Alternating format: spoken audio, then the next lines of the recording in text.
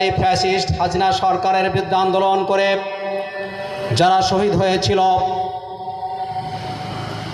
5ই জুলাই থেকে 5ই আগস্ট পর্যন্ত এক মাস যারা আন্দোলন করেছে, জীবন দিয়েছে, শহীদ হয়েছে, যে হাজারো ছাত্র জনতা, সেই তরুণ ছাত্র এবং জনগণকে আমরা বিশেষভাবে স্মরণ করি। আল্লাহ রাব্বুল আলামিনের কাছে তাদের শাহাদাতের উচ্চ মর্যাদা কামনা করি। যারা সাহসিকতার সাথে পুলিশের গুলির মুখে বুক পেতে দিয়ে